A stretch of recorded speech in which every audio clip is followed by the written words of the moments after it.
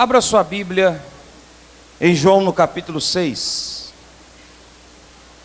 João capítulo 6, versos 60, 66 ao 69. Tem lugares aqui, alguns lugares, os irmãos que estão lá atrás, quem está de pé, procure se acomodar, procure um lugarzinho para você. João capítulo 6. Por favor, os irmãos que estão sobre os pés,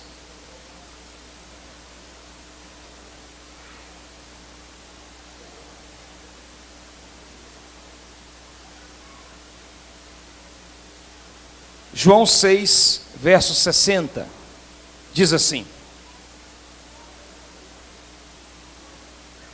muitos dos seus discípulos, tendo ouvido tais palavras, disseram: duro é este discurso, quem o pode ouvir? Agora o versículo 66 em diante.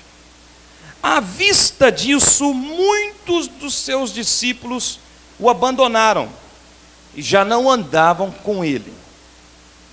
Então perguntou Jesus aos 12: porventura quereis também vós outros retirar-vos? Respondeu-lhe Simão Pedro: Senhor, para onde, para quem iremos? Somente tu tens as palavras da vida eterna. E nós temos crido e conhecido que tu és o Santo de Deus. Feche os seus olhos neste momento e vamos falar com o Senhor mais uma vez. Deus amado, Deus querido, Deus tremendo, nós oramos mais uma vez. Pedimos ao Senhor que fale em cada coração. Meu Deus, fala ao coração desta criança, deste adolescente, desta mulher, deste homem, deste jovem, que a tua palavra encontre guarida em cada coração. Meu Deus, torna cativa agora cada mente para ouvir a tua santa palavra, porque a tua palavra transforma, renova, restaura, vivifica, santifica, purifica, e nós cremos nela, em nome de Jesus. Amém e amém, graças a Deus. Podem se assentar. Irmãos, o tema da mensagem é este: você está correndo perigo. Olha para a pessoa do seu lado e fale com ela: você está correndo perigo. Você está correndo risco. Meus irmãos, preste atenção. Havia uma multidão que estava atrás de Jesus. O João capítulo 6 é o capítulo onde nós vemos a multiplicação dos pães e peixes. É o capítulo do tem peixe, tem pão, tem pão, tem peixe, tem peixe, tem pão, tem pão, tem peixe, tem peixe, tem pão, tem pão, tem peixe. O povo está indo atrás de Jesus para comer pão e peixe. E Jesus, ele passa para outra banda e fica lá à noite, atravessa o mar da Galileia, em Tiberíades, e logo pela manhã a multidão pega também barquinhos e vai ao encontro de Jesus. E quando eles chegam lá, eles deparam com Jesus e perguntam: Senhor, quando é que chegastes aqui? Quando que viestes aqui? Em outras palavras, o povo estava perguntando para Jesus assim: Senhor, nós perdemos mais uma multiplicação dos pães? Senhor, nós perdemos mais uma bênção da multiplicação? E Jesus falou assim: olha, vocês vieram aqui não por causa dos sinais, mas vocês vieram aqui porque vocês querem pão e peixe. A multidão estava indo atrás de comida, de alimento. E Jesus então ele começa a fazer um discurso mais duro. Ele começa a se apresentar dizendo que ele é o pão que desceu do céu. Ele começa dizendo: olha, vocês têm que comer da minha carne e beber do meu sangue, para que vocês tenham a vida eterna. Jesus começou a mostrar a verdade para eles. E aí alguns falaram assim: mas, uai Senhor, mas esse Jesus aí não é o filho do carpinteiro? E os seus irmãos não moram lá em Nazaré? Começaram a depreciar Jesus. E aí, meus irmãos, Jesus foi falando: vocês precisam comer da minha carne e beber do meu sangue. E quando Jesus pegou pesado com eles, mostrando a verdade, então alguns disseram o versículo 60: duro é esse discurso. Quando Jesus apertou, irmão, sabe o que aconteceu? a igreja esvaziou. A multidão começou a sair fora. Porque eles queriam bênçãos, eles queriam comer pão e peixe, mas eles não queriam compromisso com Jesus. Aqui nós vemos, irmãos, duas multidões aqui. Uma, a multidão que evidencia o seu eu, o seu ego. A outra, a multidão que quer Jesus, a multidão que quer salvação, a multidão que quer o amor que Jesus apresenta. Nós vemos aqui essas duas classes de pessoas aqui nesse texto. E quando a multidão vai embora, Jesus se volta para os discípulos. E vocês? Vocês não vão querer se retirar, não? Como os outros? E Pedro então disse assim: Senhor, para onde iremos nós, se só o Senhor tem palavras de vida eterna? Para onde iremos nós? Irmãos, eu fico admirado com a atitude dos discípulos, porque os discípulos, eles eram geniosos, eles eram pessoas cheias de defeitos, eles eram pessoas complicadíssimas, brigavam por causa de posição, mas eles tinham uma coisa neles, uma qualidade. Procura Jesus, ele estava agarradinho com Jesus. Procura Jesus, está lá os discípulos. Procura Jesus, está lá aquelas pessoas ali, os seguidores de Jesus, acompanhando Jesus. Então uma coisa é certa, irmãos, haverá pessoas cheias de defeitos, mas Deus vai levantar gente com defeito, gente cheia de falha, mas que vai ajudar você. Você vai poder contar com essas pessoas. Você vai contar com essas pessoas na oração, no jejum, você vai contar com essas pessoas no monte, você vai contar com essas pessoas na evangelização do UPA. É cheio de defeito, é cheio de coisas ruins, erradas, mas Deus levanta pessoas para estar com você. E Jesus então, irmãos, ele pega pesado, ele fala com os discípulos, e eu vejo, irmãos, aqui duas conclusões. Quando eu vejo a multidão, eu concluo duas coisas. A primeira coisa que eu concluo é que Jesus não mudou o discurso para segurar a multidão. Jesus não pegou brandamente, Jesus, ele pegou pesado. Jesus não mudou o discurso. E diga-se de passagem, o que tem de pregação para massagear o ego das pessoas não é brincadeira. O que tem de gente massageando o ego de multidões, mas Jesus não. Jesus pregou, Jesus falou a verdade. Jesus não mudou o discurso. Ele falou, porque Jesus sabia que quem é ovelha fica. Aqueles que foram embora é porque não eram ovelhas, porque quem é ovelha fica. Quem é ovelha de Jesus permanece. Quem é ovelha fica firme com Jesus. A outra conclusão que eu chego na multidão é que aquelas pessoas tinham uma qualificação negativa. Aquela multidão, eles tinham uma qualidade negativa. A qualidade deles era o quê? Comedores de pão e peixe. Eram comedores de pão e peixe simplesmente, pura e simplesmente.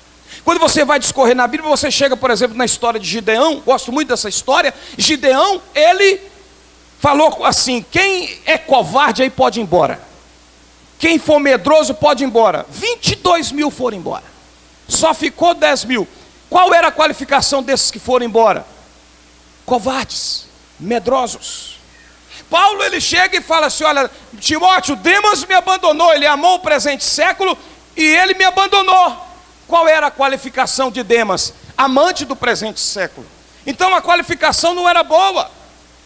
A qualificação da multidão não era boa. E a Bíblia diz em João, no capítulo 2, verso 24, se não me falha a memória, porque eu já estou chegando nos 40, Jesus falou assim: olha, Jesus conhecia o coração deles, portanto Jesus não confiava na multidão.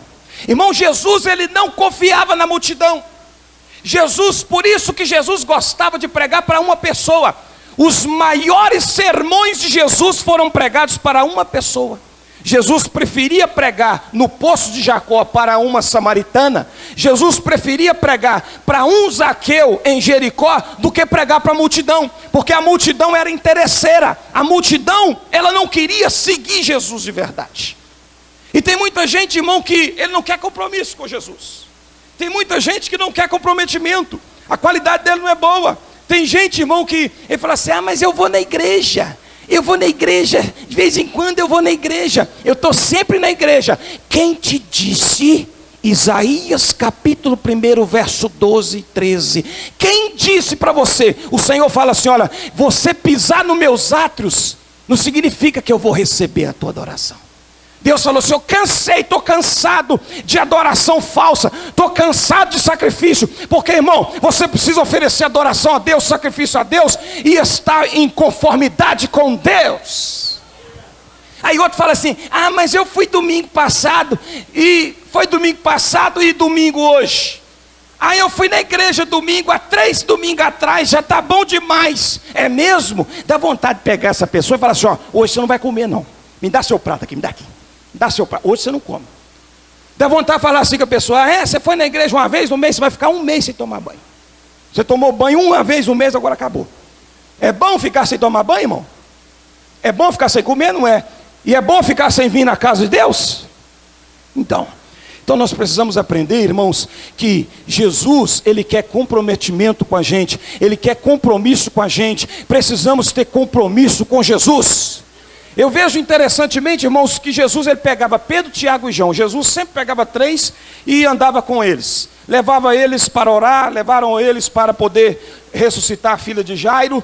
E aí alguém fala assim: pastor, o senhor só chama algumas pessoas. Eu estou aprendendo com Jesus. Jesus só pegava 3. Pedro, Tiago e João, para as coisas mais íntimas, mais particulares. Sabe por quê?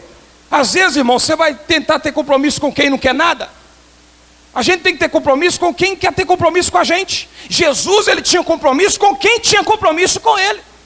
Você vai contar com aquela pessoa que não quer compromisso? Você tem que contar com quem quer. Quem quer compromisso com Jesus aí? Agora eu te pergunto: se Jesus te falar um não, você vai embora ou você fica? Quem fica aí dá glória a Deus? Então nós vamos começar a conversar agora. Nós vamos começar a conversar o tema da mensagem. Quem fica com Jesus precisa estar consciente de que ele está correndo perigo. Quem fica quando Jesus fala não, está correndo risco. Porque, irmão, Jesus, ele era um homem marcado para morrer. Jesus estava marcado para morrer. Interessante que antes de Jesus nascer, a Maria corria risco de ser apedrejada.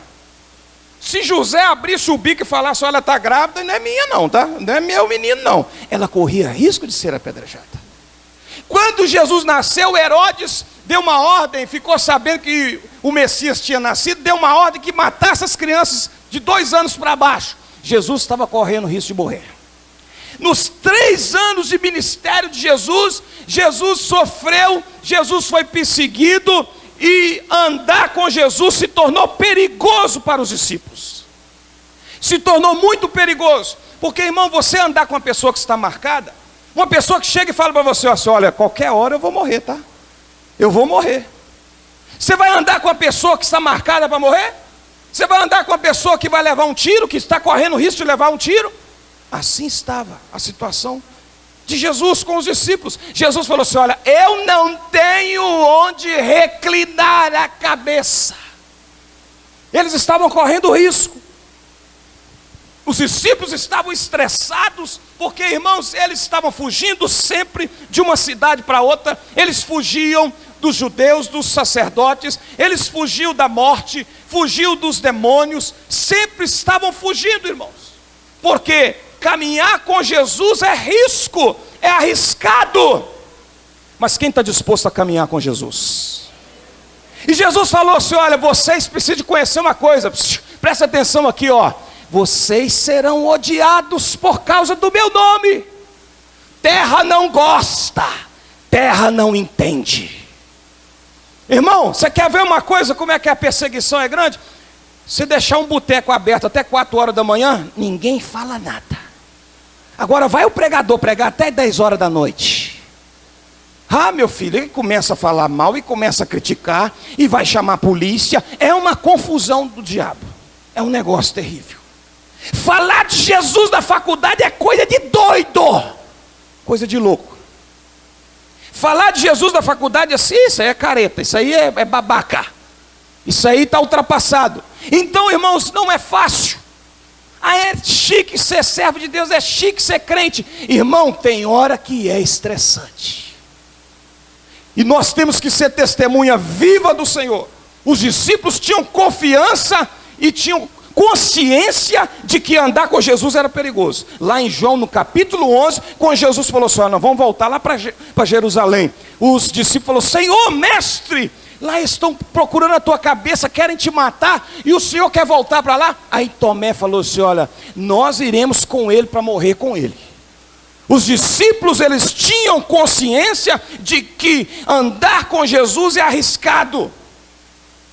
Irmãos, olha para você ver, no João capítulo 9, o cego de nascença, ele foi curado por Jesus. O cego de nascença foi curado por Jesus, e o que aconteceu? Os sacerdotes chegaram, os principais dos judeus chegaram para os pais do filho, os pais do cego de nascença, falaram assim: olha, quem é que curou esse rapaz? Aí eles falaram assim: olha, nós sabemos que ele foi curado. Agora o homem que curou ele, nós não sabemos quem que é, não. Nós não sabemos, mas o nosso filho, ele pode falar por si mesmo. Irmãos, eles não quiseram falar que foi Jesus que tinha curado o cego de nascença. E sabe o que me deixa indignado? É que os pais, eles viram Jesus curar o cego de nascença e ficaram contra Jesus. Sabe por quê? O texto diz lá em João capítulo 9, versículo 19 ao 23, que eles temiam serem expulsos da sinagoga. Então, irmão, seguir a Jesus, acompanhar Jesus, você corre risco. Mas faça assim com as mãos, que eu quero profetizar sobre a tua vida. É arriscado, você vai ser perseguido, mas saiba de uma coisa: o Senhor Jesus, Ele diz a você: olha, corra risco por mim, porque eu corri risco por você. Receba essa palavra em nome de Jesus e comece a aplaudir o nome de Jesus. Aleluia, glória a Deus. Irmãos, é arriscado, seguir a Jesus é arriscado, e Jesus, Ele quer que você corra esse risco. Olha para a pessoa do seu lado e fala para ela assim: Jesus quer que você corra o risco. Pastor, Jesus quer que eu corra o risco, mas como é que é isso? Me explica esse negócio. Só se for agora, só se for já. Irmãos, João capítulo 5, Jesus está ali, próximo ao tanque de Betesda. E tem lá um coxo com 38 anos de idade, que está doente. Ele não podia se levantar, ele não podia se locomover para poder entrar dentro do tanque. E Jesus chega para ele e fala assim: olha, você quer ficar curado? Eu quero. E Jesus falou assim: olha, então pega a tua cama e anda, pega o teu leito e anda. Sabe que dia era? Eu pergunto para vocês, você sabe que dia era? Sábado. Sábado podia curar, irmãos? Não podia. Sábado não podia. Mas Jesus correu o risco. Jesus correu o risco e falou com aquele homem assim, com aquele coxo: olha, eu estou correndo o risco por você. Eu estou te curando hoje, sábado. Por isso, corra risco por mim. Agora pega a tua cama, pega o teu leito e vai, e anda, e seja curado. Jesus estava dizendo: corra o risco por mim, porque eu corri o risco por você. Vamos correr o risco por Jesus. Irmãos, Jesus lá em Lucas capítulo 24, versículo 49, ele falou com os discípulos assim: olha, ficai em Jerusalém. Eu fico imaginando os discípulos pensando assim: Senhor, mas como é que pode a gente ficar aqui? Eles estão querendo a nossa cabeça, e o Senhor manda a gente ficar aqui. Jesus falou assim: ficai em Jerusalém. Sabe o que Jesus estava dizendo? Corra o risco por mim. Corra o risco por mim. Eu corri o risco por vocês. Eu corri o risco por vocês. Pedro, em um dado momento, ele ficou com medo e não correu o risco por Jesus. Ele negou Jesus 3 vezes. E por ele negar a Jesus 3 vezes, a Bíblia diz, Lucas relata, que o olhar de Jesus se voltou para o olhar de Pedro, e Pedro chorou amargamente. Irmão, corra o risco por Jesus, para que você não se arrependa.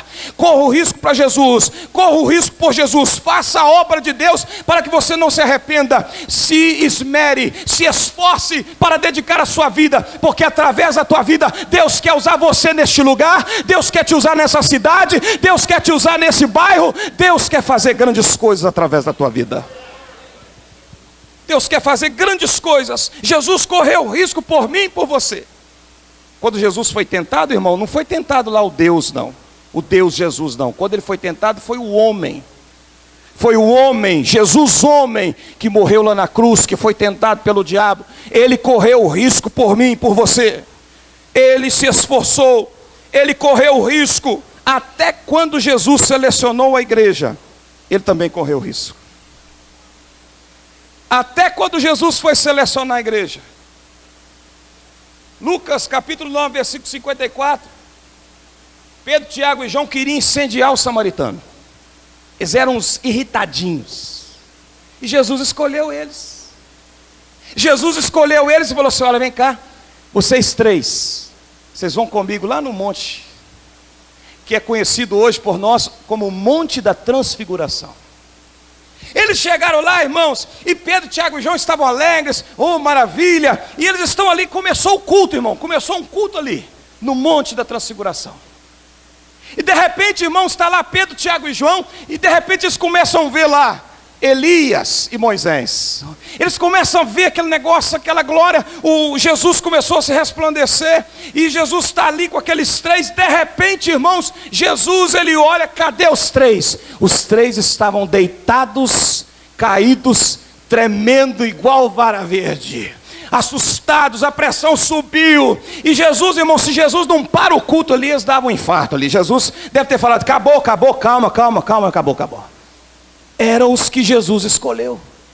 Jesus escolheu homens medrosos, homens cheios de defeitos, homens cheios de problemas. Mas, irmãos, é desses aí que Jesus levanta grandes pregadores. São desses aí que Jesus levanta grandes intercessores. Irmão, pode ser o mais defeituoso, o mais cheio de problema, o mais complicado, mas Jesus quer esse aí. Jesus transforma esse aí. Jesus usa esse. Jesus transforma a vida dele. Quantos querem ser transformados por Jesus? Ah, irmãos, nós precisamos ser transformados pelo poder e pela graça de Deus. Jesus, selecionando a igreja, ele teve dificuldades. Estes eram os homens que Jesus tinha escolhido. E talvez você pense assim: eu não sou capacitado, eu sou pequeno. Mas Jesus, ele diz: é você mesmo que eu quero usar você, eu quero usar a sua vida, eu quero fazer grandes coisas na sua vida. Porque às vezes as pessoas querem ver coisas grandes, coisas estrondosas, eles querem ver assim, coisas sobrenaturais. Mas Deus, irmãos, Deus age também nas pequenas coisas. Você crê nisto? Deus age nas pequenas coisas, nas simples coisas. Deus usa os pequeninos, Deus usa aqueles que ninguém dão nada por eles. Quer ver uma coisa? Todo mundo quer o Deus de Moisés. Por quê? Porque o Deus de Moisés abriu o mar vermelho. Todo mundo quer o Deus de Davi. Por quê? Porque o Deus de Davi fez derrubar um gigante. Todo mundo quer o Deus de Elias. Por quê? Porque o Deus de Elias fez descer fogo do céu e queimou o holocausto. Oh, maravilha! Mas ninguém quer o Deus de Noemi. Só a Ruth.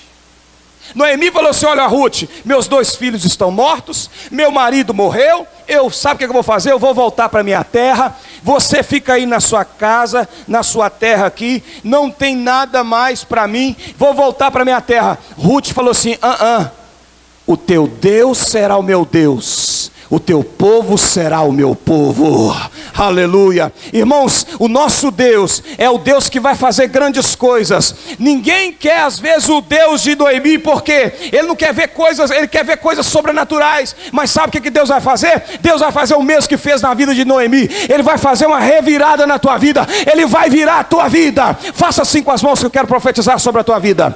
Olha, o Deus que você serve, muitas vezes ele não vai fazer como fez com Moisés, abrindo o mar vermelho. Ele não vai fazer como fez com Elias, descendo fogo dos céus. Ele não vai fazer muitas vezes como Davi, derrubando o gigante. Mas ele vai fazer como fez com Noemi. Ele vai fazer uma virada na tua vida. Você vai ver a tua vida passando, sendo abençoada. Você vai ver Deus agindo na tua vida, e as coisas vão acontecer, e o nome do Senhor vai ser glorificado através da tua vida. Aleluia! Glória a Deus! Aleluia! Tem gente que fala assim: o mundo dá muita volta. É verdade. Aí tem gente que fala assim: o mundo dá muita volta. Tem gente que era rico e ficou pobre. Mas com Jesus também a nossa vida dá uma viravolta tremenda. De trevas para a luz, de tristeza para a alegria, de estar cativo para ser liberto. Deus faz coisa grande na nossa vida. Quem quer uma virada aí? Eu quero virada na minha vida. Eu sei que eu sou pequeno, eu sei que eu não sou nada diante de Deus, mas Jesus é tudo na minha vida. Jesus é grande na minha vida.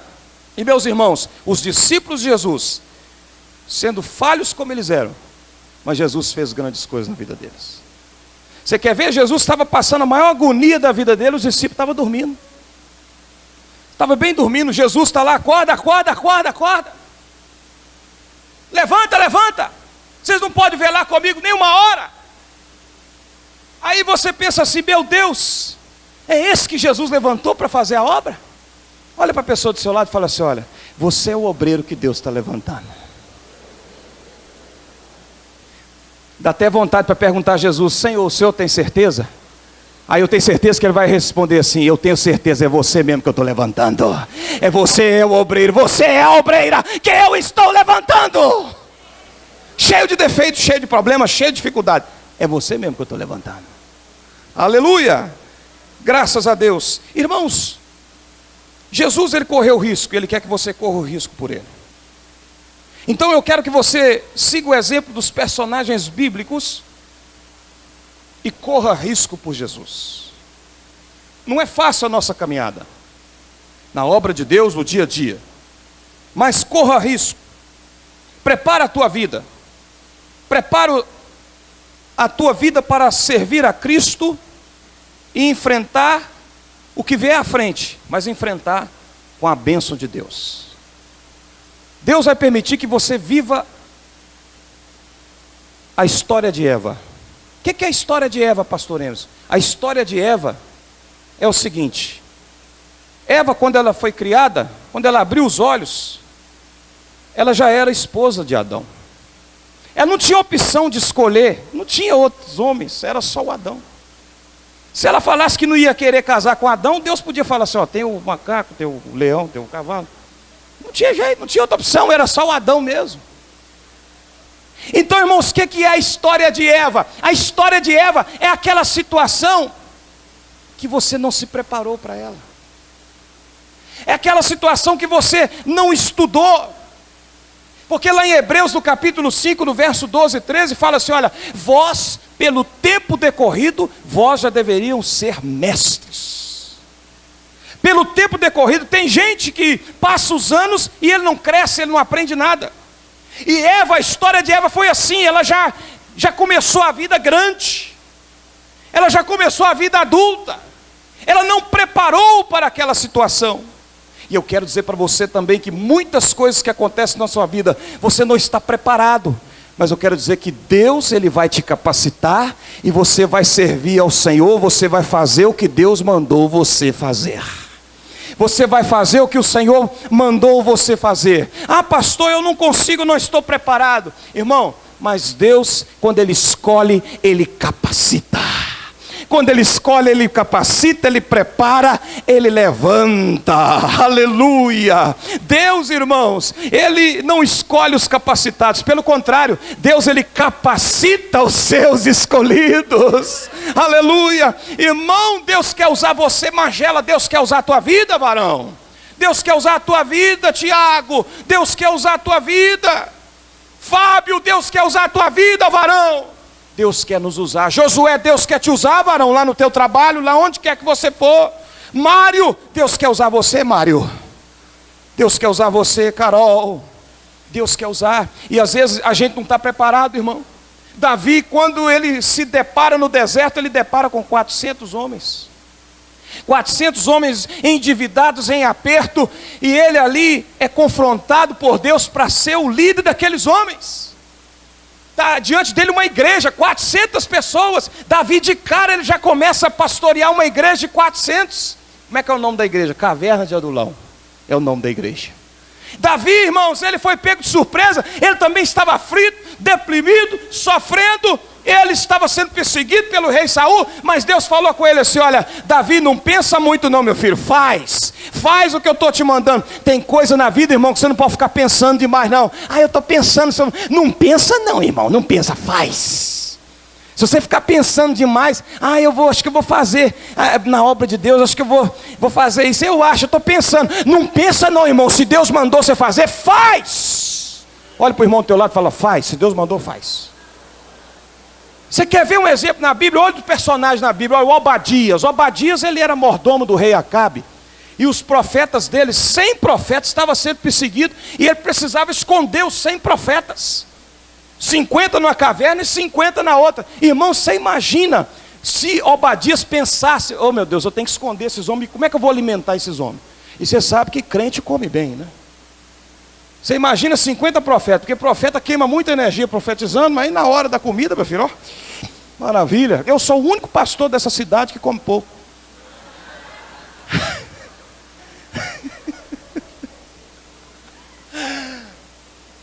E Obadias, irmão, ele não pensou, ele obedeceu.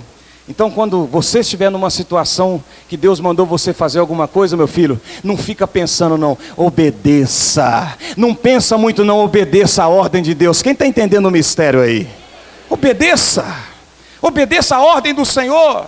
Aquela viúva de Sarepta, ela obedeceu. Ela tinha só um recursozinho. Ela tinha só uma comidinha para comer e morrer. O profeta Elias falou o que com ela? Não, faz o bolo para mim aí. Ah, mas só tem para mim, meu filho, faz para mim. Ela não pensou duas vezes, ela obedeceu.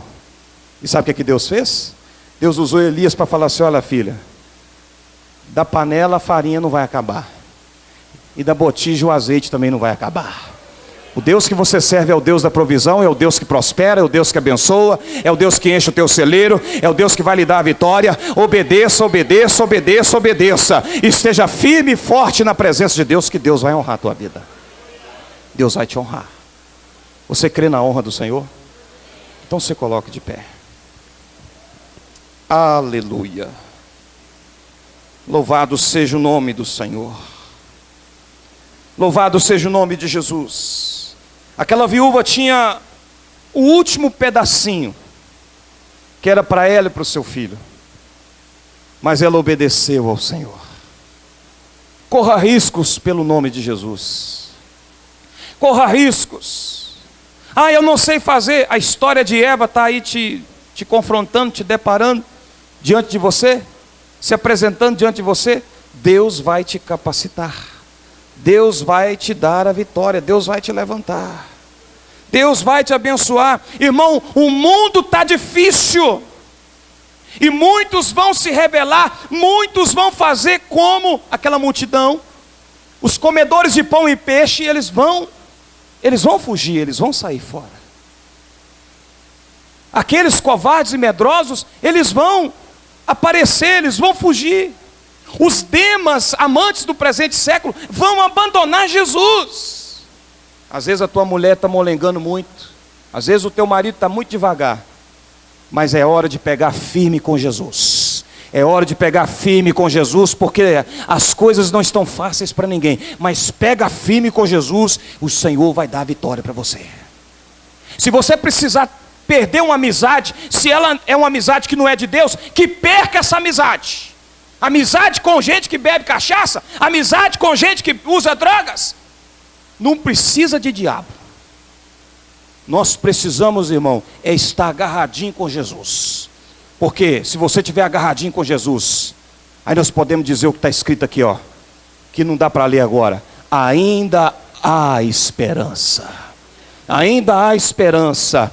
Corra o risco por Jesus. Corra o risco pelo Evangelho. Você vai ser perseguido, perseguida, mas saiba de uma coisa: Deus, Ele vai te dar a vitória. O Senhor vai lhe dar a vitória. Anda na presença de Deus, anda em obediência ao Senhor, seja obediente. A gente tem defeito, Jesus escolhe a gente, mas nós não podemos continuar no mesmo erro. Nós temos que caminhar com Jesus e viver uma vida de santificação, uma vida de separação. Tem muita coisa, irmão, que está destruindo a obra de Deus. Sabe por quê? Porque as pessoas estão perdendo o temor a Deus. Precisamos ter temor a Deus. Para correr risco por Jesus, temos que ter temor. Sabe como é que o marido não vai trair a esposa? Se ele tiver temor a Deus. Se ele tiver temor a Deus, ele tem consciência de que ele não pode trair a esposa. Lá em casa é eu que mando. Mas onde que eu vou, minha mulher sabe onde é que eu estou. Eu dou satisfação, eu presto conta para ela. Porque eu presto conta aqui na igreja, eu presto conta no meu trabalho, eu tenho que prestar conta também em casa. Às vezes eu estou lá no Iguaçu, minha esposa me liga, onde você está? Eu estou aqui no Iguaçu. O que você está fazendo? Eu estou fazendo isso. Eu preciso prestar conta, irmão, porque eu sou homem de Deus, você é homem de Deus, você é mulher de Deus. Irmão, nós precisamos ter temor de Deus. Sabe por que eu tenho consciência que o meu casamento é até que a morte separe? Porque eu preciso ter temor de Deus. Eu não posso perder o temor de Deus. Então o mundo está caminhando de mal a pior, irmão. Mas nós temos, olha, a mensagem que liberta. Nós temos a mensagem que transforma. Nós temos a mensagem que muda a vida das pessoas. E nós precisamos correr risco por Jesus. É por isso, irmão, que eu prego a palavra, porque eu creio que essa palavra transforma. Seguir a Jesus, irmão, é risco para a gente, sabe por quê?